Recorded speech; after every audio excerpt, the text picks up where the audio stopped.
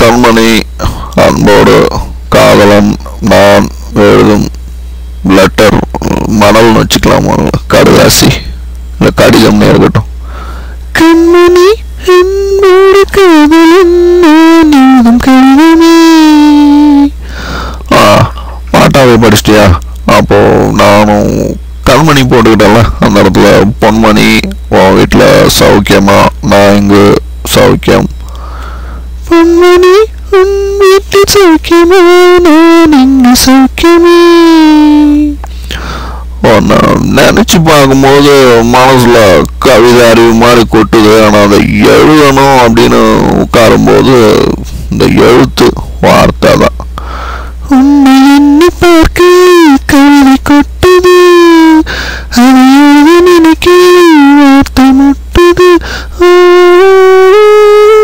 நீ அன்போடு காதலன் நான் எழுதும் கடிதமே. உன்னை உன் வீட்டில் சௌக்கியமே, நான் இங்கு சௌக்கியமே. எனக்கு உண்டான காயெல்லாம் அது தன்னால் ஆறிடும். அது என்ன மாயமோ என்ன மந்திரமோ எனக்கு ஒன்றும் ஆகல.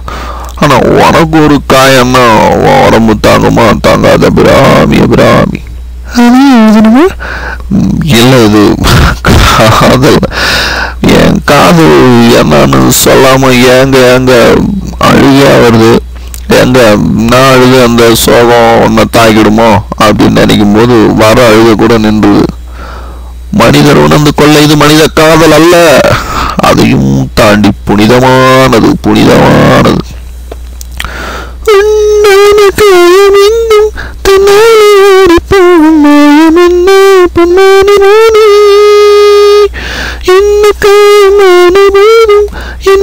தாங்கிக் கொள்ளும் அந்த மேனே தங்காது சிந்தேனே.